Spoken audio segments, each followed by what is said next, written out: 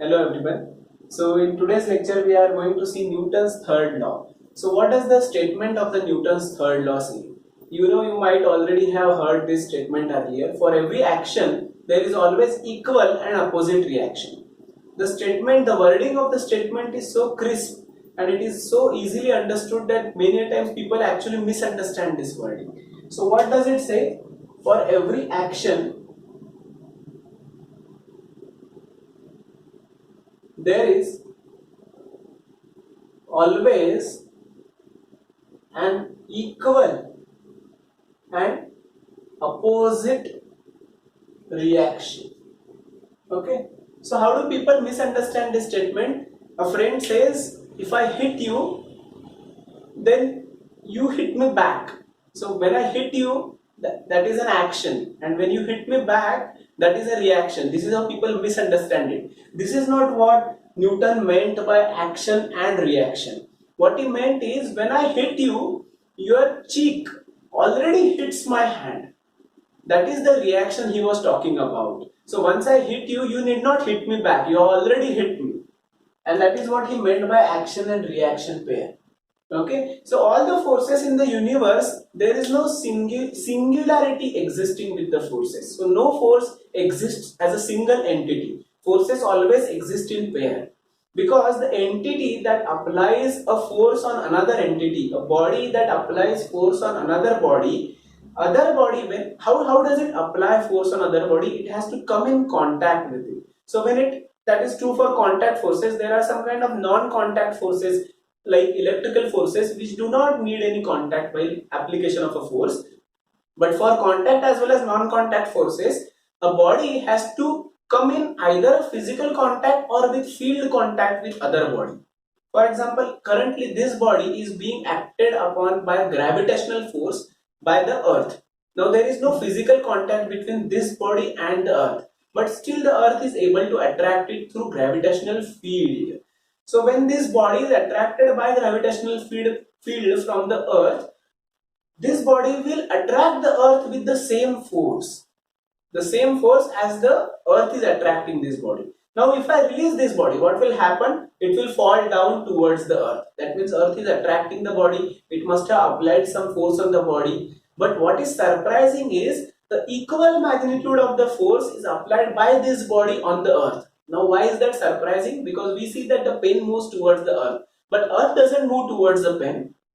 Then why does Newton say that for every action, that means for every action force applied, there is always a reaction force? That means action and reaction exist in pair. The reason is the pen applies the same force on the earth. We don't see its effect because the earth is huge, it is massive compared to the mass of the pen, and that is why we don't observe a significant effect in the motion of the earth when the pen attracts it. What is the mass of the earth? Just to give a sense of a magnitude, it is 6 into 10 raised to 24. So 24 number of zeros after 6. That huge is the mass of the earth. How much would be the mass of the pen? It would be in few grams. So this pen, even though it applies same force on the earth, the effect of that force is not observable. That does not mean that the reaction force does not exist. It does exist, but its effect, it depends on the individual masses of the body. So that is what Newton said in here. For every action, there is always equal and opposite reaction. Now just to illustrate what he exactly meant by all that, let us take an example that we considered in the yesterday's class, where a ball gets hit by a bat. The ball has its mass 0.1 kilogram, which is 100 gram. It is moving in leftward direction with a speed of 10 meters per second. It is moving towards the batsman. But the bat weighs 2 kilogram. Of course, it is heavier than the ball. The batsman moves the bat with a speed of 2 meters per second. So the speed is quite low compared to the speed of the ball, because the balls are usually thrown with a speed of say 50 km per hour, 30 km per hour. In fact, sometimes it is over 100 km per hour for fast bowlers. So when you convert from kilometer per hour to meters per second, it's pretty slow ball. So 10 meters per second, which would stand for 36 km per hour, a spinner ball speed, very slow speed. And with that speed, the ball is approaching the bat. The mass of the ball is given, the mass of the bat is also given. The speed with which the batsman moves the bat is given. What we need to find is the impulse or the force that will act on the bat because of the ball. You know that impulse is felt by the hands of the batsman. When he hits a ball, his hands will feel that impulse acting by the ball on the bat. So how is that impulse or that force transferred? The ball, it hits the bat, it turns its direction, but during that it applies the force on the bat. Through the material of the bat, that force is transferred to the hands of the batsman who is holding it, and that force will be felt by the batsman. We want to calculate either that force, or we want to calculate a product of force and time, which we yesterday defined as impulse that is acting by the ball on the bat. So I need to calculate either the force acting by the ball on the bat, or I need to calculate a product of force and time. Okay, either of these two things. So either impulse or the individual force I need to calculate. And just to calculate the individual force, I need the time for which ball and the bat remain in contact, because we know that if for calculating impulse, I don't need to know the time, because impulse is simply change in the momentum. But for calculating force, I will be needing the time for which ball and bat remain in contact. So since it's an impulsive kind of force, and that is why the time taken for that action is very small. It is 200 milliseconds. Okay, so that is the time for which ball and the bat remain in contact. So like yesterday I had shown you a slow motion of ball hitting the bat and then going back. The time for which they remain in contact for reversing the direction of the ball is 200 milliseconds. Now what we want is, we want to find the impulse of the force that is acting on the bat. Let us first calculate the impulse, because it is simple to calculate. So impulse is defined as force times time, or it is also defined as change in the momentum. Now what does the Newton's third law say? It will help us in calculating this impulse or the force. What does the law say? For every action, there is always equal and opposite reaction. That means impulse acting by the ball on the bat must be equal to impulse acting by the bat on the ball. Impulse acting by the ball on the bat, the impulse that acts by the ball on the bat must be equal to the impulse that bat applies on the ball. Now which of these two impulses we want? We want impulse on the bat, and to calculate it, we must calculate impulse by the ball on the bat. That means we need to calculate the change in the momentum of the bat. But to calculate that, enough data is not available. And that is why I will say impulse by the bat on the ball is equal in magnitude, not in direction. So I will say magnitude, because what does the rest of the part of the Newton's law say? For every action, there is always equal and opposite reaction. So though the reaction and action are equal in magnitude, impulse by bat on ball is equal to impulse by ball on bat. Okay, so though they are equal in magnitude, but they are not equal in sign. In fact, they are opposite with each other. So if one is positive, the other has to be negative. Now let us calculate one of these two impulses, and the other one we will directly get by equating the magnitude and opposing the direction. So what is the impulse acting on a ball? On the ball, it will be equal to change in the momentum of the ball. Just see if the statement is correct. Impulse acting on the ball because of the bat. The impulse, basically the product of force and time acting on the ball, is equal to change in its momentum. That is what the second law of Newton said, and that is why I can say change in the momentum of the ball is mass times final velocity minus mass times initial velocity. Velocity being a vector, I'll have to put the arrows. Now what is the mass of the ball? It is 0.1 kilogram times what is the final velocity of the ball? Taking rightward positive, I will say final velocity of the ball is plus 10 meters per second, because it is rightward. This is final velocity with which the ball is going away from the bat. This is initial velocity with which the ball is approaching the bat. So that is equal to minus 10, and that is why it becomes plus 10. equal to 20 into 0.1, which is 2 Newton second.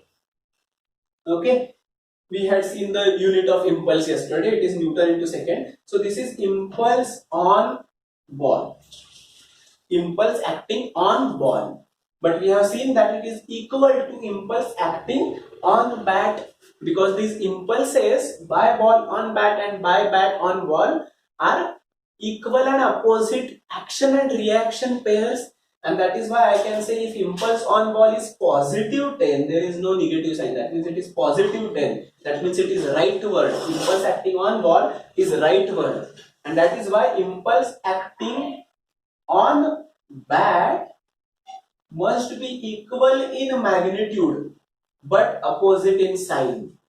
So impulse acting on bat must be minus 2 Newton second, because it should be equal in magnitude but opposite in direction. So we have got our first thing in here, which is impulse on the bat.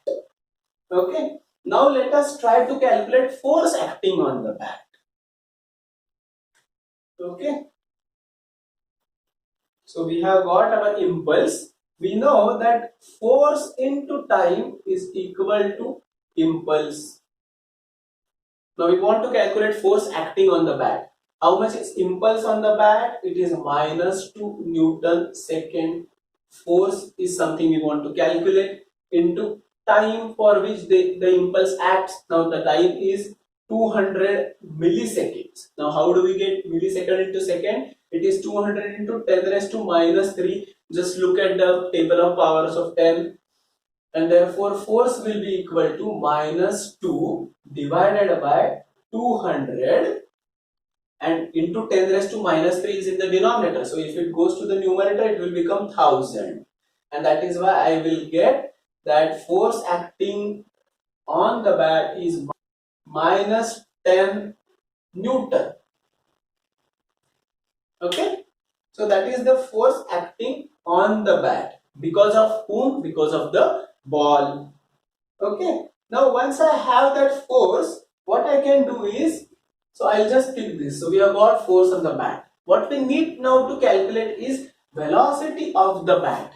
Now you will say you already know velocity of the bat. I don't need that velocity. That is the velocity with which the batsman is, waving or moving that bat. But after the ball hits the bat and goes back, the velocity of the bat will be different. It will be lesser than what it was, because the ball has a collision with the bat, and that is why with whatever velocity you are moving the bat ahead, now it will reduce. It is like you are moving or you are running fast, and one of your friend suddenly puts his hand in between. Your speed will slow down because now you had a collision with something, or suppose you collide with a wall while running, then your speed goes down. Why does that happen? Because the wall applies an opposite force in your direction, and that is what is happening with the bat. The bat was moving in the rightward direction, and the ball applied an opposite force on the bat, and that is why it will slow down. So we have to calculate the velocity of the bat after it slows down. Now to calculate it, we will use again similar principle. We know that impulse acting on the bat is equal to minus 2 Newton second. That means 2 Newton second leftward. That is the impulse acting on the bat. Now what is impulse? Impulse is equal to change in the momentum of the bat, right? That is equal to momentum final of the bat minus momentum initial of the bat. What is the mass of the bat? It is 2 kg into what is the final velocity of the bat? We don't know it. So let us keep it as Vf minus what is the mass of the bat? It is 2 into what is the initial velocity with which you are moving the bat. Initial means before the ball collides with the bat. It is 2 meters per second. That is equal to minus 2 Newton second. That is the impulse acting on the bat. Now how much will this be? Minus 2 is equal to 2 Vf minus 4. Now 4 I will put on the other side. What will I get? 4 minus 2, that is 2 is equal to 2 Vf, and that is why Vf, that is final velocity of the bat. Final means after the ball hits the bat, its velocity will go down, and it is equal to 1 meters per second. See if it is less than what it was. Initially it was 2 meters per second, now it has reduced. It has gone down to 1 meter per second. So that is what is the impact of the impulse. Because the impulse acted, there was a large force acting for a short time interval, and that reduced the velocity of the bat to half its original value. Now if the impulse had been bigger than that, the velocity of the bat could have reduced even further. If the impulse was very large, suppose a heavier ball moving with very high velocity strikes the bat could move in the reverse direction, and that is what happens when a fast bowler throws a ball. Then you move your bat and the bat moves backward. That is what is the impact of a huge impulse. So we have got our velocity of the bat after the application of the impulse. Now let us look at these same things from a different perspective. When I say from a different perspective, I mean from the conservation of momentum principle. You know what, there is some principle called as conservation of energy. This says that energy can neither be created, you must have learnt it in your physics book. Energy can neither be created nor be destroyed. You cannot create energy, you cannot destroy it. You can only convert it from one form to another, say electricity to light, light to sound, but you cannot really create energy. The total amount of energy always remains the same. So that is the conservation of energy principle. In the similar way, there is a conservation of momentum principle. What does the principle say? The principle says that, you can in fact note it down, as long as the force acting on a system of particles, when I say system of particles, I mean either a single particle or two particles or three particles in the sense body. So in this particular case, this is our system, a bat and a ball, two different objects. That is our system. If there are two or three more objects, we will include all of them in the system. So whatever is the system, if the net external force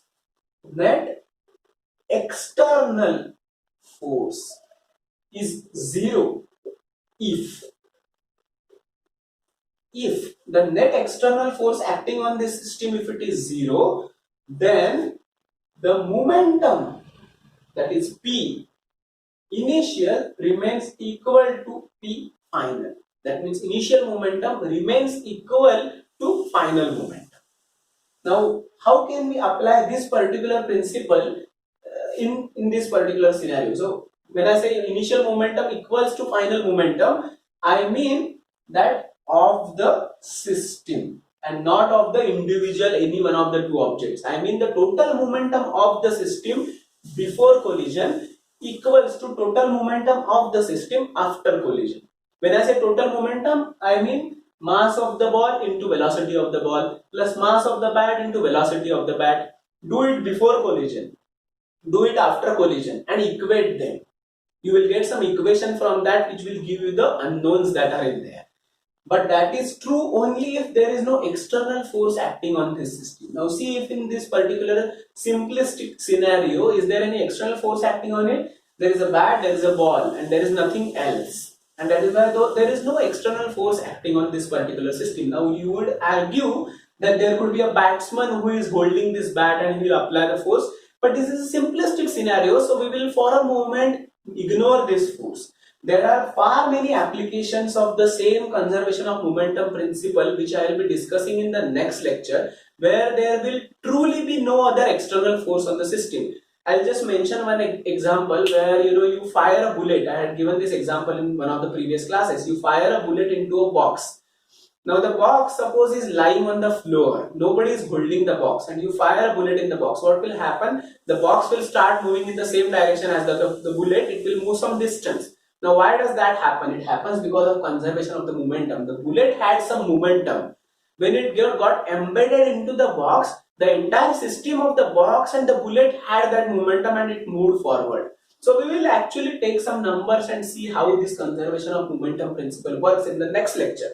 But let me for a moment apply it to this particular scenario and let us see if we get the same answer for the final velocity of the bat, which is unknown in this particular scenario.